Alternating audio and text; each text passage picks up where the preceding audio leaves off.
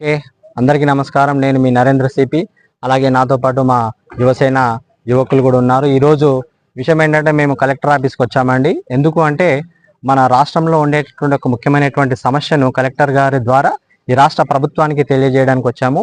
విషయం ఏంది ఆ సమస్య అంటే స్థానిక ఎలక్షన్లలో ఇద్దరి కంటే ఎక్కువగా మంది సంతానం అన్నటువంటి ఉన్న యువకులకు అనర్హత వేట అనేది ఉందన్నమాట. వాళ్ళు ఎలక్షన్లో పోటీ చేయడానికి అనర్హులు. అందుకని మన తెలంగాణ పంచాయతీరాజ్ చట్టం 2018 ప్రకారము దాంట్లో ఒక ఎలక్షన్ నియమం అనేది ఉంది.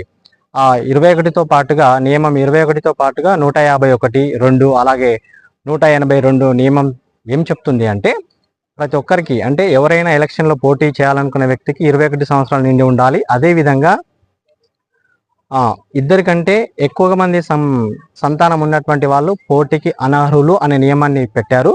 అదేవిధంగా 1వ తారీఖు జూను అలాగే 1995 తర్వాత ఎవరైతే ఇద్దరికంటే ఎక్కువ సంతానం ఉన్నారో వాళ్లకు పోటీ చేసే అర్హత లేదు. సో అందువల్ల ఈ నియమం ఉండడం వల్ల చాలా మంది యువత కానీ ఇంకా ఎక్కువగా సంతానం ఉన్నటువంటి వాళ్ళు సమాజానికి సేవ చేయాలనే సంకల్పంతో ఉన్నారు, కానీ అనర్హతకు గురయ్యారు.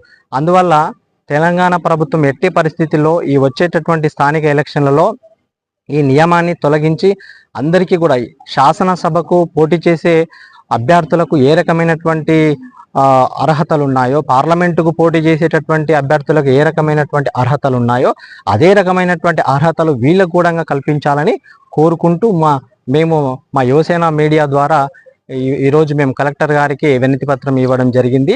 అలాగే మక్తల్ నియోజకవర్గం ఎమ్మెల్యే గౌరవనీయులు వాకిటి శ్రేయర్ గారికి కూడా వినతి పత్రం ఇవ్వడం జరిగింది. ఎట్టి పరిస్థితుల్లో ఈ వచ్చేటటువంటి 3 నెలల్లో ఈ నియమాన్ని ఎత్తివేసి తెలంగాణలో ఉండేటటువంటి ఎవరైతే అనర్హతకు గురవుతున్నారో వాళ్ళందరికీ అవకాశాన్ని కల్పించాలని కోరుకుంటూ జై తెలంగాణ. నేను మీ నరేంద్ర సి.